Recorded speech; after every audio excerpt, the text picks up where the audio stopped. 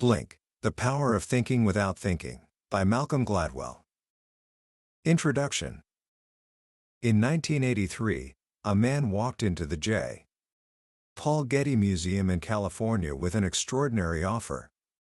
He had in his possession a marble statue of a young man, what the ancient Greeks called a koros. There are only about 200 of these in the world, and most are in pieces. But this one was nearly perfect. Almost 7 feet tall, beautifully preserved, with a strange, luminous glow. The asking price was just under $10 million. Now, a museum like the Getty doesn't spend $10 million on a whim. So they began one of the most thorough investigations you can imagine. For 14 long months, they brought in the experts. Lawyers traced the statue's history back to the 1930s, through a collection in Switzerland. Geologists were called in. They spent 2 days examining the surface with high-powered microscopes. They even drilled a tiny core sample out from behind the statue's knee and ran every test imaginable: mass spectrometry, X-ray diffraction, electron microprobes. The scientific verdict was unanimous. The statue was made of ancient marble, from a quarry on the Greek island of Thassos. And its surface was covered in a thin layer of calcite, a mineral that forms only over hundreds, if not thousands, of years. This statue, the science declared, was authentic. The Getty was thrilled. They bought it, and in the fall of 1986, they put it on display to worldwide acclaim. But then, something strange happened. The experts, the real experts, the ones who had spent their entire lives around Greek sculpture, started to see it. And they didn't need 14 months. They didn't need electron microscopes. They needed only a few seconds. One art historian named Federico Zeri was brought in to see it. He just stared at the fingernails. Something about them, in a way he couldn't even explain, just seemed wrong. Another expert, Evelyn Harrison, was shown the statue just before the deal was finalized. The curator proudly whisked a cloth off of it and said, "It will be ours in a couple of weeks."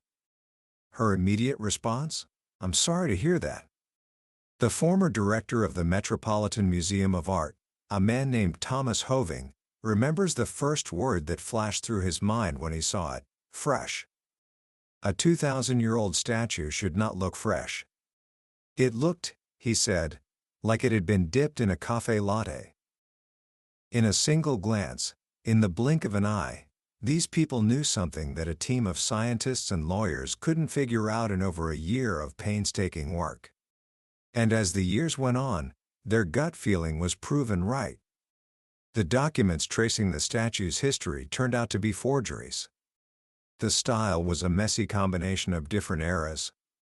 And that layer of calcite? It turned out a clever forger could create it in a couple of months using potato mold. The magnificent $10 million koros was a fake. This story is the heart of a brilliant and thought-provoking book called Blink, by the master storyteller Malcolm Gladwell.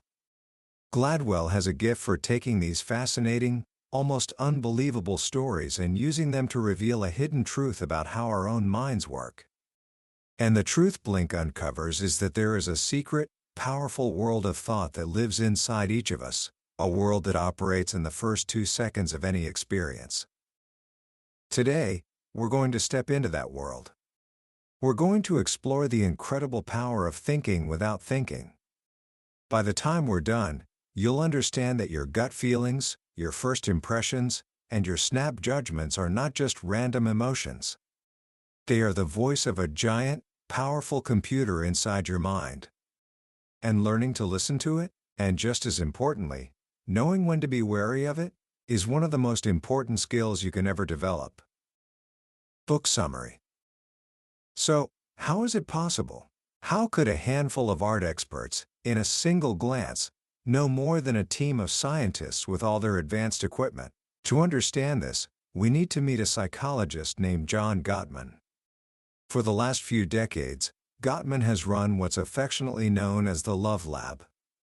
He brings married couples in, hooks them up to sensors that measure their heart rate and how much they sweat, and then asks them to talk about a point of conflict in their marriage for just 15 minutes. Now, think about that. How much can you really know about a marriage from a 15-minute conversation about, say, who should walk the dog? Most of us would say, not much. A marriage is complex, full of ups and downs, good days and bad days. You'd think you'd need to observe a couple for months, or even years, to understand their relationship. But Gottman has proven that's not true at all.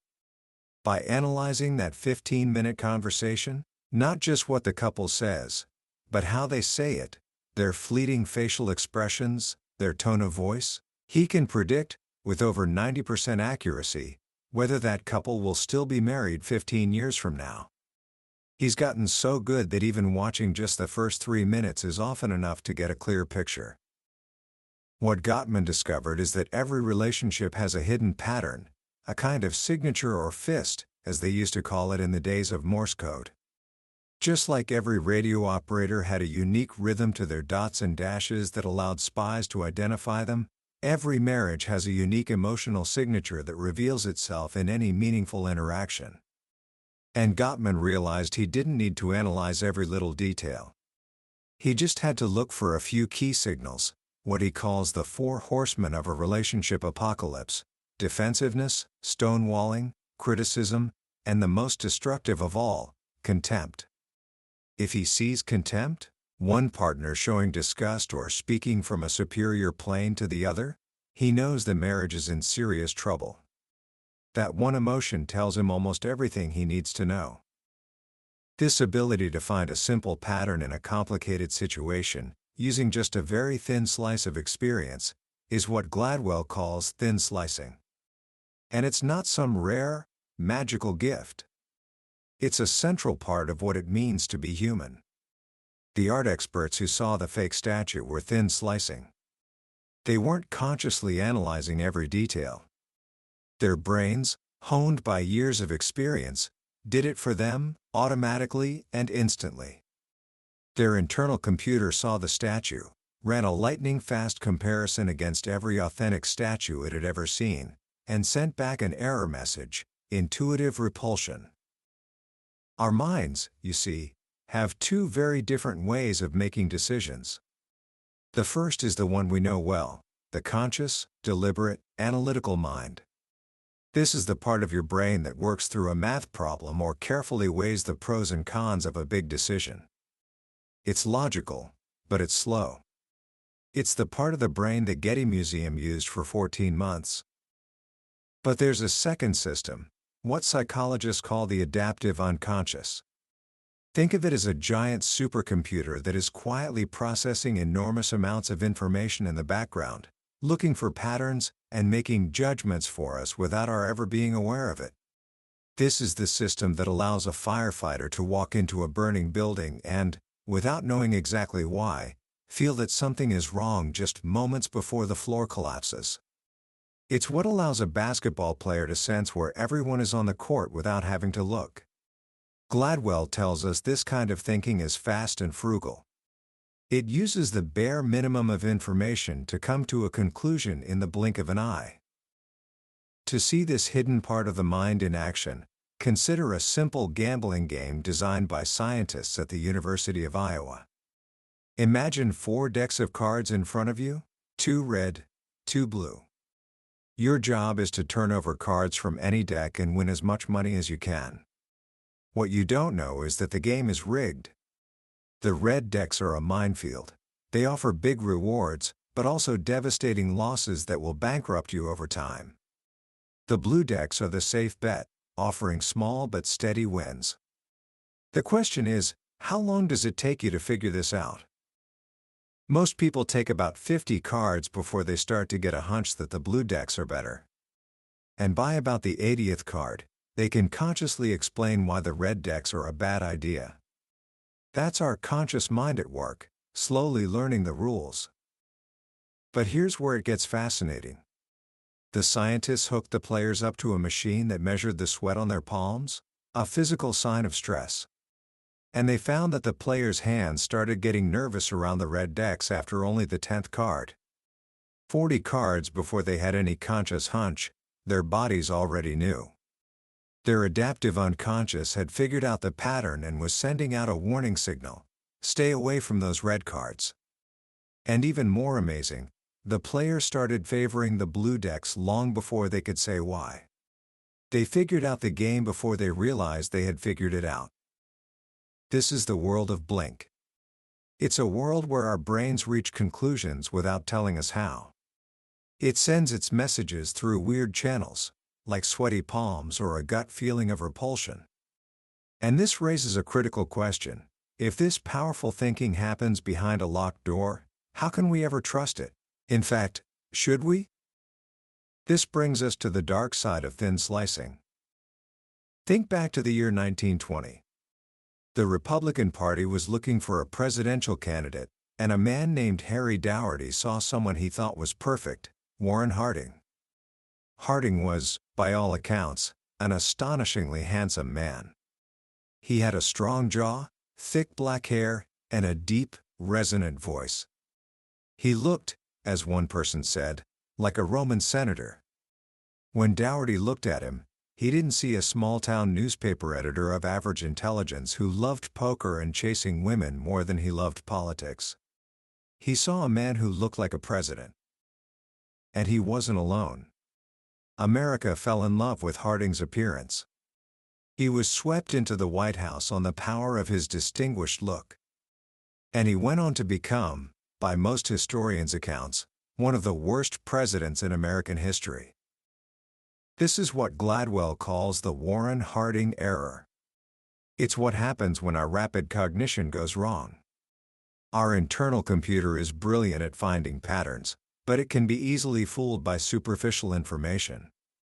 We see a tall, handsome man, and our unconscious jumps to the conclusion that he must also be competent and intelligent. This snap judgment is so powerful that it stops us from looking any deeper. It's the dark side of thin slicing, and it's at the root of so much prejudice and discrimination in our world. Take height, for example. Consciously, we'd all say that how tall someone is has nothing to do with how good a leader they are. But the data tells a different story. In the U.S. population, about 14.5% of men are 6 feet or taller. But among the CEOs of Fortune 500 companies, that number is 58%. Nearly a third of them are 6'2" or taller, a height reached by less than 4% of American men. We have a powerful, unconscious association between stature and leadership, and it biases our decisions in ways we don't even realize. To measure these hidden biases, psychologists developed a fascinating tool called the implicit association test, or IAT. You can even try it yourself online. The test is simple but profound. It measures how quickly we associate concepts. For example, in a race IAT, you might be asked to pair positive words like glorious or wonderful with pictures of white faces, and negative words like hurt or evil with pictures of black faces. Most people fly through this part. Then, the test flips it. You have to pair the positive words with the black faces. And suddenly, for the vast majority of people, including over half of the African Americans who have taken the test, it gets harder. There's a tiny, almost imperceptible hesitation as our brain works against a lifetime of cultural associations linking white with good. Gladwell, whose mother is Jamaican, admits that his own test result showed a moderate automatic preference for whites. Does this mean he's a racist? Of course not. It means we have two levels of belief. We have our conscious values, what we choose to believe. But we also have these unconscious associations, shaped by the culture we live in. And these hidden attitudes can leak out and influence our behavior in spontaneous situations, without us ever knowing it. This is exactly what happened in a brilliant study conducted by a law professor named Ian Ayres. He sent a team of trained buyers, white men, white women, black men, and black women, all dressed and acting identically, into 242 car dealerships in Chicago to bargain for a car. The results were shocking. The initial offer given to white men was, on average, about $725 above the dealer's cost. For white women, it was $935 above cost. For black women, it was $1,195 above cost. And for black men, it was a staggering $1,687 above the dealer's cost. Even after 40 minutes of hard bargaining, the black men still ended up with a price almost $800 higher than what the white men were offered from the start. Were these car salesmen consciously racist? Probably not. More likely, their adaptive unconscious made a snap judgment. They have a powerful, automatic association between women and minorities and being a sucker or a laydown, someone who will pay the sticker price. That first impression, based on nothing more than race and gender, was so strong that it drowned out all the other evidence that these buyers were savvy, well-educated professionals. So if our snap judgments can be so powerful, but also so dangerously flawed, what are we supposed to do? This is where Blink becomes truly transformative. Gladwell argues that we are not helpless. We can control and educate our instincts. Consider the world of professional music. For centuries, the great orchestras of the world were made up almost entirely of white men. The common belief was that women simply couldn't play certain instruments, like the trombone or the French horn, with the same power and emotion as men. And when auditions were held, face to face, this belief always seemed to be proven true. The men just sounded better. But starting in the 1970s and 80s, orchestras in America began to change the way they held auditions. They put up a screen, so the judges couldn't see the person playing. The musicians were identified only by a number. They even put down carpet so you couldn't hear the click of a woman's heels as she walked on stage. They created a moment of pure, unbiased listening. And what happened? A revolution. As soon as the screens went up, orchestras suddenly started hiring women. The number of female musicians in the top U.S. orchestras has increased fivefold since blind auditions became the norm. It turns out that when the judges looked at a woman, their Warren Harding error kicked in. They saw a small woman holding a big brass instrument, and their unconscious prejudice made it impossible to hear the music for what it was. As one musician put it, "I began to listen with my eyes, and there is no way that your eyes don't affect your judgment. The only true way to listen is with your ears and your heart." By simply changing the context of that first impression, they fixed their flawed thin slicing. This idea of creating a structure for our instincts is one of the most powerful lessons in Blink. Take, for example, the emergency room at Cook County Hospital in Chicago. Doctors there were faced with a constant stream of patients complaining of chest pain, and they had to make a snap judgment. Is this person having a heart attack, or is it just indigestion? This is an incredibly difficult decision, and doctors were getting it wrong a lot. They were sending people home who were having heart attacks, and, more often, admitting people who were perfectly fine, costing the hospital millions and taking up beds needed by sicker patients. The problem was that the doctors were trying to process too much information. They looked at the patient's age, their weight, their smoking history, their family history, and dozens of other factors.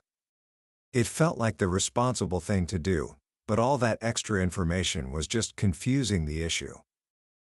Then, a doctor named Brendan Riley introduced a radical new system, based on an algorithm developed by a cardiologist named Lee Goldman.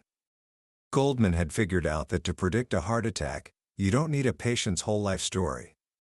You just need to know the answer to a few simple questions: the results of their ECG, their blood pressure, and whether there is fluid in their lungs. That's it. The hospital did a bake-off, comparing the doctor's gut feelings to the simple algorithm. The algorithm won, hands down. It was much better at identifying patients who weren't having a heart attack, and it was safer, correctly identifying the most serious cases more than 95% of the time, far better than the doctors had been doing on their own. Just like the orchestra screen, the algorithm created a structure. It protected the doctors from the Warren Harding error of being distracted by irrelevant information. It taught them that sometimes, in making a good snap judgment, less is more. This idea was put to the ultimate test in a massive war game run by the Pentagon called Millennium Challenge. The U.S. military, called the Blue Team, was given every advantage imaginable: mountains of intelligence, supercomputers, and complex analytical tools to predict the enemy's every move. They were fighting the Red Team, a smaller, less equipped force representing a rogue commander in the Persian Gulf. Red Team was led by a retired Marine general named Paul Van Riper, a man who believed that war is inherently chaotic and unpredictable. He believed in intuition, in rapid cognition, in the power of the first 2 seconds. Blue Team was convinced they could lift the fog of war with information. Van Riper believed the fog was inescapable.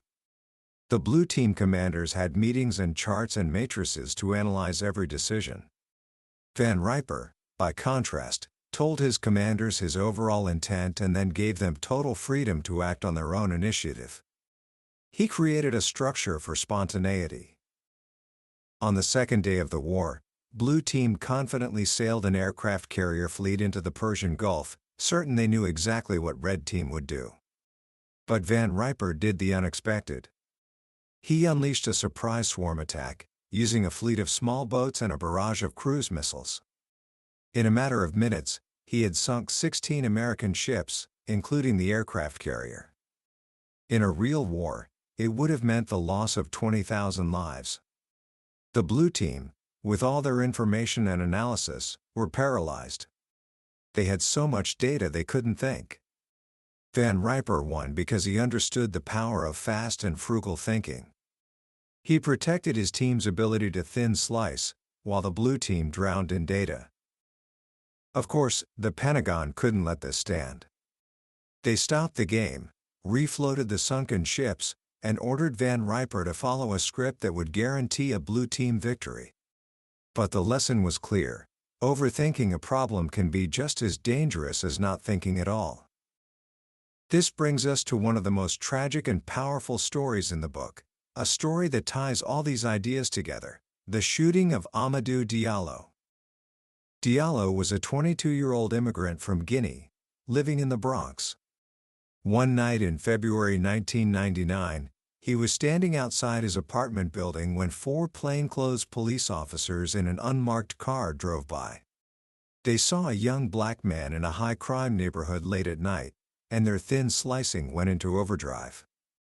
They decided he looked suspicious. Mistake number 1. They backed the car up, and 2 officers got out. Diallo, likely terrified and not fully understanding their commands, ran back into the vestibule of his building.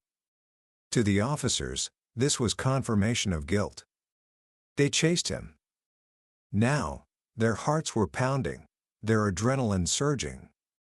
In a high-stress situation like a chase, our bodies go into a state of high arousal. Our heart rate can skyrocket past 175 beats per minute. And when that happens, strange things begin to happen to our minds. Our thinking becomes rigid. Our vision narrows. We suffer from what psychologists call temporary autism. We become mind-blind. We stop seeing people and start seeing objects. We lose the ability to read faces and intentions. Diallo reached into his pocket to pull out his wallet. But in the dark vestibule, under extreme stress, with their thinking impaired, the officers didn't see a wallet. In that split second, a wallet looked like a gun. One officer yelled "gun" and opened fire. His partner, seeing him fire and stumbling backward, thought he'd been shot and opened fire too. The other 2 officers, hearing the shots, rushed in and joined the firing. In a matter of seconds, they fired 41 shots, killing an innocent man. What happened on Wheeler Avenue was a catastrophic failure of rapid cognition. It was a perfect storm of all the dangers of thin slicing. The officer's initial judgment was clouded by the Warren Harding error of racial stereotyping. The situation then escalated into a high-speed, high-stress encounter, which plunged them into a state of temporary mind blindness. They had no white space, no time or distance to slow down and properly read the situation. But does it have to be this way? Gladwell says no. He tells the story of another police officer who confronted a 14-year-old boy pulling a gun from his waistband. It was a chrome .25 automatic with pearl grips. But this officer was experienced. He had been through this before. His training allowed him to slow the moment down in his mind. He watched the gun, but he also watched the boy's face. And what he saw was fear, not aggression. And he thought to himself, I don't have to shoot yet. The boy dropped the gun. No one was hurt. That officer's expertise allowed him to use his thin slicing ability as a precision tool, not a blunt instrument. He was able to listen with his eyes. Commentary. So, what do we take away from all of this? The message of Blink is not that we should always trust our gut, nor is it that we should ignore it. The message is that our snap judgments are both a gift and a curse, and the path to wisdom lies in understanding the difference. Our unconscious mind is a powerful and mysterious machine. It can see truths that our conscious mind is blind to. It can find the simple, elegant pattern in a storm of complexity. But it is also a product of our experiences, our culture, and our hidden biases. It makes mistakes. It can be thrown off by irrelevant details, and it can be hijacked by our emotions. The great failure of the Getty Museum was not that they used science, but that they trusted it exclusively. They ignored the intuitive repulsion of the art experts, dismissing it as subjective nonsense. The great success of the orchestras was that they realized their eyes were deceiving their ears, and they found a simple, brilliant way to separate the two. I think the most powerful lesson in this book is that our instincts can be educated. We can train our unconscious. The expert firefighter who knew to get his men out of the building didn't have ESP. He had spent years in burning buildings, unconsciously cataloging the sights and sounds of a fire until he could recognize a dangerous anomaly in a split second. The police officer who didn't shoot had been in so many tense situations that he learned how to manage his own arousal, how to slow time down and see what was really there. So what can we do, in our own lives, to make our first 2 seconds smarter? First, we have to respect the power of that first impression. Don't be so quick to dismiss a gut feeling. If you meet someone and feel an instant sense of unease, or you walk into a situation and your internal alarm bells start ringing, pay attention. Your adaptive unconscious is trying to tell you something. Your job is to listen, and then use your conscious mind to figure out what it is. Second, we must be humble about the source of our snap judgments, especially when they involve other people. Acknowledge that you have a Warren Harding error. We all do. We are all influenced by stereotypes and prejudices we are not aware of. The solution isn't to pretend they don't exist, but to consciously work against them. If you are hiring someone, for example, create your own orchestra screen. Decide what skills are critical for the job, and then devise a way to test for those skills blindly, before you let yourself be swayed by the handshake and the confident smile. And finally, learn to control your environment. Snap judgments are fragile. They are easily corrupted by stress, time pressure, and too much information. When you face a complex decision, don't try to process everything at once. Be frugal. Find the 1 or 2 factors that really matter, just like the Cook County doctors did. And if you find yourself in a stressful situation, the most important thing you can do is slow down. Create white space. Give that supercomputer in your head a moment to do its work. That was a summary of Blink by Malcolm Gladwell. We've explored some of the biggest ideas from the book today, but I'll be honest with you, a summary can only ever be a map. The real treasure is found when you explore the territory for yourself. The true magic of this book is in the way Gladwell weaves his stories, the way a simple phrase or a surprising detail can spark a new understanding in your own mind.